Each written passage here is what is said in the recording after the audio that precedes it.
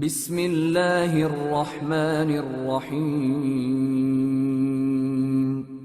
شروع اللہ کا نام لے کر جو بڑا مہربان نہایت رحم والا ہے۔ لوگو اپنے پروردگار سے ڈرو کہ قیامت کا زلزلہ ایک حادثہ عظیم ہے۔ اے مخاطب، جس دن تو اس کو دیکھے گا اس دن یہ حال ہوگا کہ تمام دودھ پلانے والی عورتیں اپنے بچوں کو بھول جائیں گی اور تمام حمل والیوں کے حمل گر پڑیں گے، اور لوگ تجھ کو مدہوش نظر آئیں گے، حالانکہ وہ مدہوش نہیں ہوں گے بلکہ عذاب دیکھ کر مدہوش ہو رہے ہوں گے۔ بے شک اللہ کا عذاب بڑا سخت ہے۔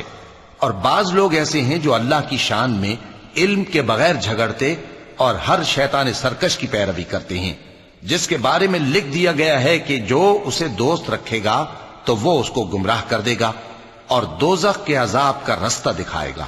لوگو، اگر تم کو مرنے کے بعد جی اٹھنے میں کچھ شک ہو تو ہم نے تم کو پہلی بار بھی تو پیدا کیا تھا، یعنی ابتدا میں مٹی سے، پھر اس سے نطفہ بنا کر، پھر اس سے خون کا لوتھڑا بنا کر، پھر اس سے بوٹی بنا کر جس کی بناوٹ کامل بھی ہوتی ہے اور ناقص بھی، تاکہ تم پر اپنی خالقیت ظاہر کر دیں۔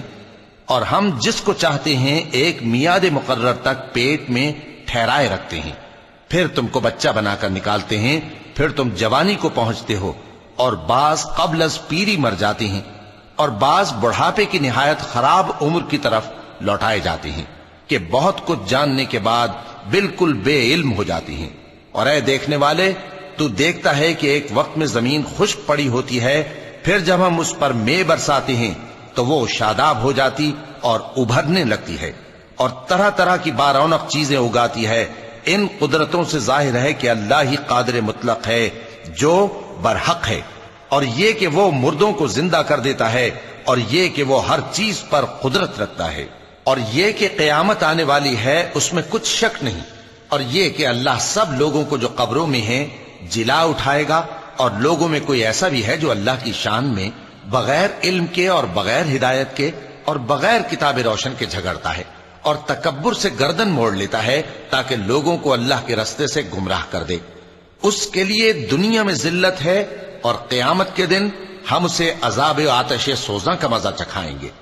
اے سرکش، یہ اس کفر کی سزا ہے جو تیرے ہاتھوں نے آگے بھیجا ہے، اور اللہ اپنے بندوں پر ظلم کرنے والا نہیں۔ اور لوگوں میں بعض ایسا بھی ہے جو کنارے پر کھڑا ہو کر اللہ کی عبادت کرتا ہے، اگر اس کو کوئی دنیاوی فائدہ پہنچے تو اس کے سبب مطمئن ہو جائے، اور اگر کوئی آفت پڑے تو منہ کے بل لوٹ جائے، یعنی پھر کافر ہو جائے۔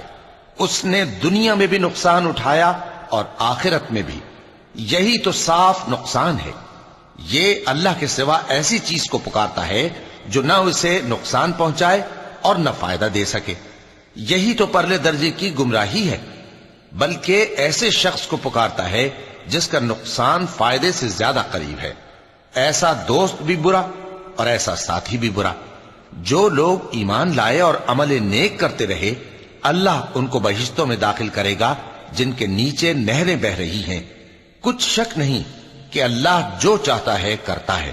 جو شخص یہ گمان کرتا ہو کہ اللہ اس کو دنیا اور آخرت میں مدد نہیں دے گا تو اس کو چاہیے کہ اوپر کی طرف یعنی اپنے گھر کی چھت میں ایک رسی باندھے، پھر اس سے اپنا گلا گھونٹ لے، پھر دیکھے کہ آیا یہ تدبیر اس کے غصے کو دور کر دیتی ہے۔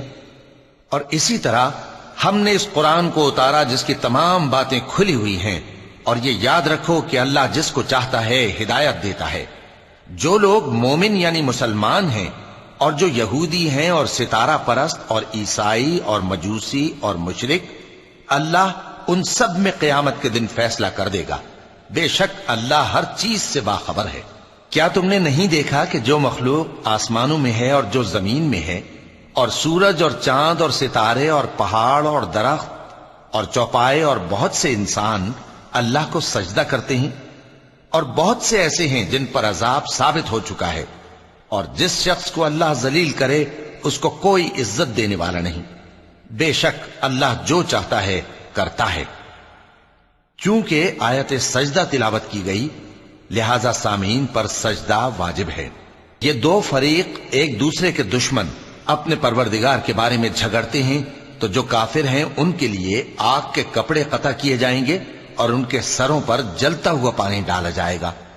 اس سے ان کے پیٹ کے اندر کی چیزیں اور کھالیں گل جائیں گی، اور ان کے مارنے کے لیے لوہے کے ہتھوڑے ہوں گے۔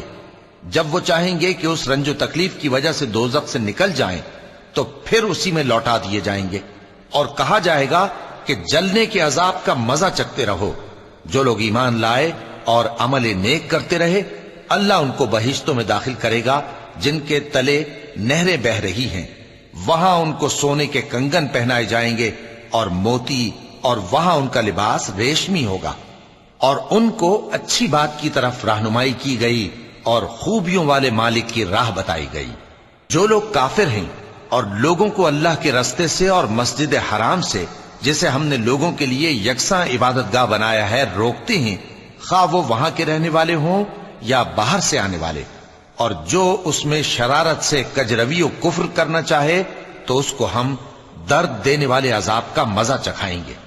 اور ایک وقت تھا جب ہم نے ابراہیم کو خانہ کعبہ کا مقام بتا دیا اور ارشاد فرمایا کہ میرے ساتھ کسی چیز کو شریک نہ کیجو، اور طواف کرنے والوں اور قیام کرنے والوں اور رکوع کرنے والوں اور سجدہ کرنے والوں کے لیے میرے گھر کو صاف رکھا کرنا، اور لوگوں میں حج کے لیے اعلان کر دو کہ تمہاری طرف پیدل اور دبلے دبلے اونٹوں پر جو دور دراز رستوں سے چلے آتے ہوں سوار ہو کر چلے آئیں، تاکہ اپنے فائدے کے کاموں کے لیے حاضر ہوں۔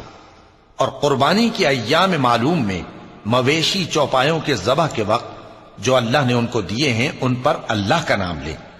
اب اس میں سے تم خود بھی کھاؤ اور خستہ حال ضرورت مند کو بھی کھلاؤ۔ پھر چاہیے کہ لوگ اپنا میل کچیل دور کریں اور منتیں پوری کریں اور اس قدیم گھر یعنی بیت اللہ کا طواف کریں، یہ ہمارا حکم ہے۔ اور جو شخص ادب کی چیزوں کی جو اللہ نے مقرر کی ہیں تعظیم کرے تو یہ اس کے پروردگار کے نزدیک اس کے حق میں بہتر ہے۔ اور تمہارے لیے مویشی حلال کر دیے گئے ہیں سوائے ان کے جو تمہیں پڑھ کر سنائے جاتے ہیں، تو بتوں کی پلیدی سے بچو اور جھوٹی بات سے پرہیز کرو، صرف ایک اللہ کے ہو کر اور اس کے ساتھ شریک نہ ٹھہرا کر۔ اور جو شخص کسی کو اللہ کے ساتھ شریک مقرر کرے تو وہ گویا ایسا ہے جیسے آسمان سے گر پڑے، پھر اس کو پرندے اچک لے جائیں یا ہوا کسی دور کی جگہ اڑا کر پھینک دے۔ یہ ہمارا حکم ہے۔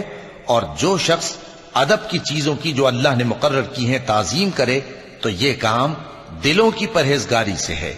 ان میں ایک وقت مقرر تک تمہارے لیے فائدے ہیں، پھر ان کو اس قدیم گھر یعنی بیت اللہ تک پہنچنا اور ذبح ہونا ہے۔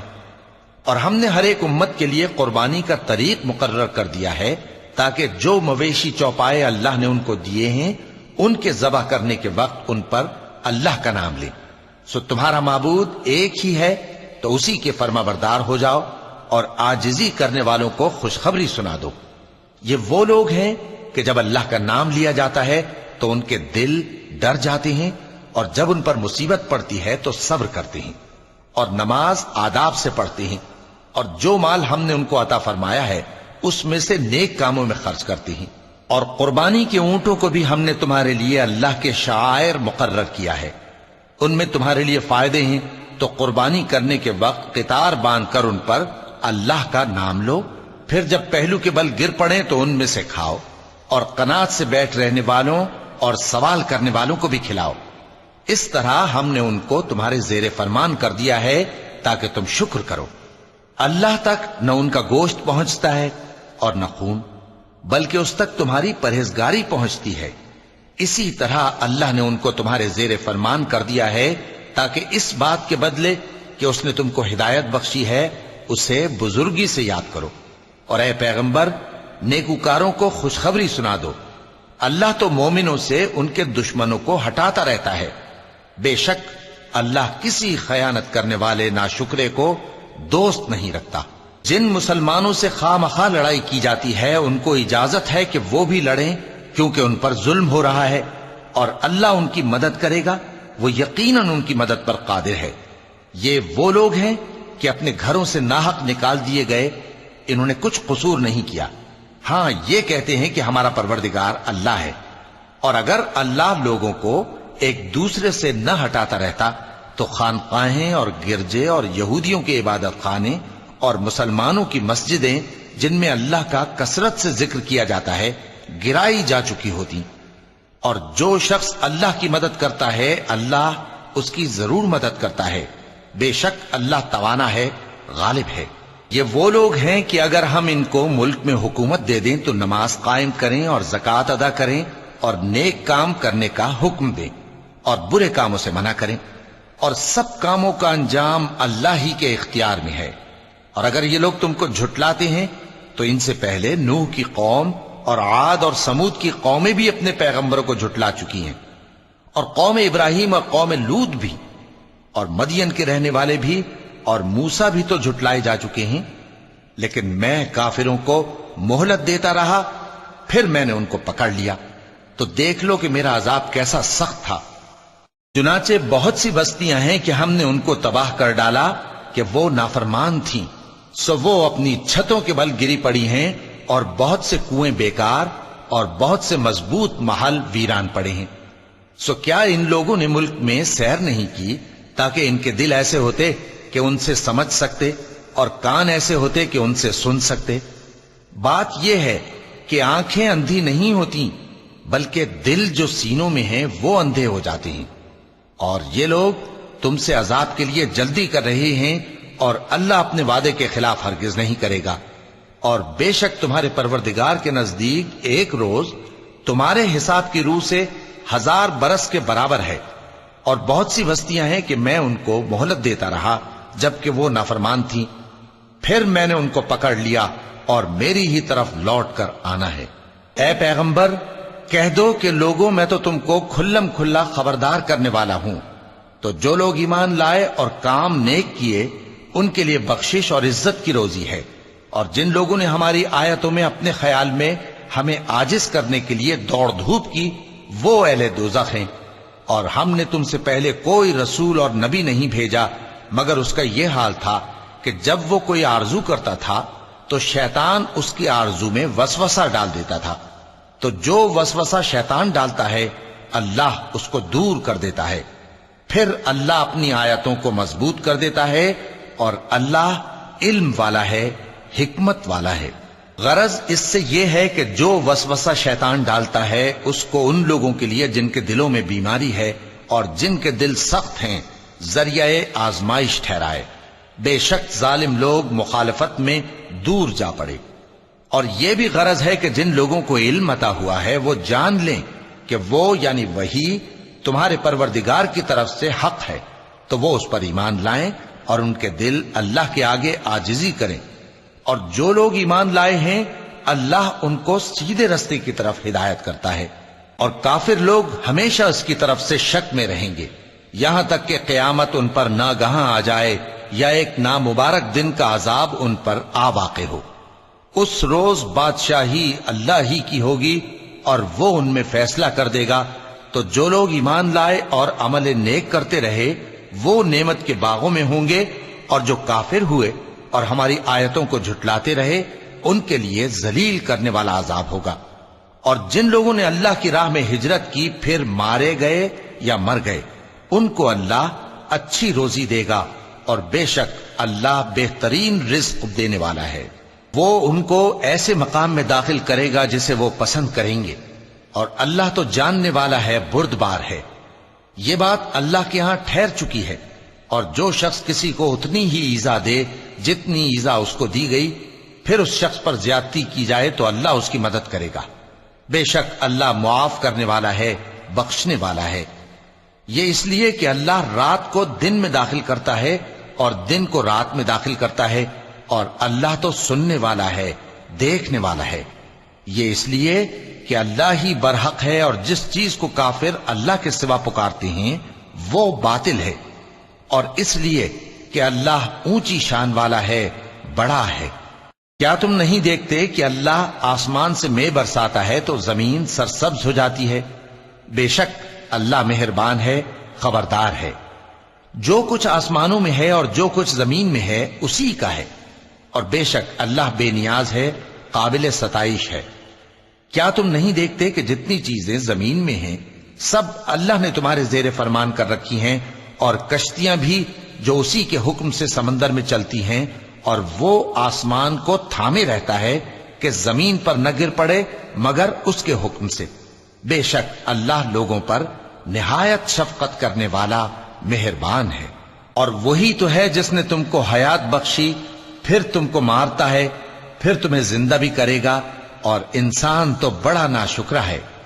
ہم نے ہر ایک امت کے لیے بندگی کی ایک راہ مقرر کر دی ہے کہ اسی طرح وہ بندگی کرتے ہیں، تو یہ لوگ تم سے اس معاملے میں جھگڑا نہ کریں، اور تم لوگوں کو اپنے پروردگار کی طرف بلاتے رہو، بے شک تم سیدھے رستے پر ہو۔ اور اگر یہ تم سے جھگڑا کریں تو کہہ دو کہ جو عمل تم کرتے ہو اللہ ان سے خوب واقف ہے۔ جن باتوں میں تم اختلاف کرتے ہو اللہ تم میں قیامت کے روز ان کا فیصلہ کر دے گا۔ کیا تم نہیں جانتے کہ جو کچھ آسمان اور زمین میں ہے اللہ اس کو جانتا ہے؟ یہ سب کچھ کتاب میں لکھا ہوا ہے، بے شک یہ سب اللہ کو آسان ہے۔ اور یہ لوگ اللہ کے سوا ایسی چیزوں کی عبادت کرتے ہیں جن کی اس نے کوئی سند نازل نہیں فرمائی، اور نہ ان کے پاس اس کی کوئی دلیل ہے، اور ظالموں کا کوئی بھی مددگار نہیں ہوگا۔ اور جب ان کو ہماری صاف صاف آیتیں پڑھ کر سنائی جاتی ہیں تو ان کی شکل بگڑ جاتی ہے، اور تم ان کے چہروں میں صاف طور پر ناگواری دیکھتے ہو۔ ایسا لگتا ہے کہ جو لوگ ان کو ہماری آیتیں پڑھ کر سناتے ہیں ان پر حملہ کر دیں گے۔ کہہ دو کہ میں تم کو اس سے بھی بری چیز بتاؤں، وہ دوزخ کی آگ ہے جس کا اللہ نے کافروں سے وعدہ کیا ہے، اور وہ برا ٹھکانہ ہے۔ لوگوں، ایک مثال بیان کی جاتی ہے، اسے غور سے سنو کہ جن لوگوں کو تم اللہ کے سوا پکارتے ہو وہ ایک مکھی بھی نہیں بنا سکتے اگرچہ اس کے لیے سب اکٹھے ہو جائیں، اور اگر مکھی ان سے کوئی چیز چھین لے جائے تو اسے اس سے چھڑا نہیں سکتے۔ طالب اور مطلوب یعنی عابد اور معبود دونوں گئے گزرے ہیں۔ ان لوگوں نے اللہ کی قدر جیسی کرنی چاہیے تھی نہیں کی۔ کچھ شک نہیں کہ اللہ زبردست ہے، غالب ہے۔ اللہ فرشتوں میں سے پیغام پہنچانے والے منتخب کر لیتا ہے اور انسانوں میں سے بھی۔ بے شک اللہ سننے والا ہے، دیکھنے والا ہے۔ جو ان کے آگے ہے اور جو ان کے پیچھے ہے وہ اس سے واقف ہے، اور سب کاموں کا رجوع اللہ ہی کی طرف ہے۔ مومنوں، رکوع کرتے اور سجدہ کرتے اور اپنے پروردگار کی عبادت کرتے رہو اور نیک کام کرو تاکہ فلاح پاؤ۔ چونکہ آیت سجدہ تلاوت کی گئی ہے لہذا سامعین پر سجدہ واجب ہے۔ اور اللہ کی راہ میں جہاد کرو جیسا جہاد کرنے کا حق ہے۔ اس نے تم کو منتخب کیا ہے اور تم پر دین کی کسی بات میں تنگی نہیں کی، اور تمہارے لیے تمہارے باپ ابراہیم کا دین پسند کیا۔ اسی اللہ نے پہلے یعنی پہلی کتابوں میں تمہارا نام مسلم رکھا تھا، اور اس کتاب میں بھی وہی نام رکھا ہے۔ تو جہاد کرو تاکہ پیغمبر تمہارے بارے میں گواہ ہوں اور تم لوگوں کے مقابلے میں گواہ رہو۔ سو مسلمانوں، نماز قائم کرو اور زکوٰۃ دو اور اللہ کے دین کی رسی کو پکڑے رہو، وہی تمہارا دوست ہے۔ سو وہ کیا خوب دوست ہے اور کیا خوب مددگار ہے۔ صدق اللہ العظیم۔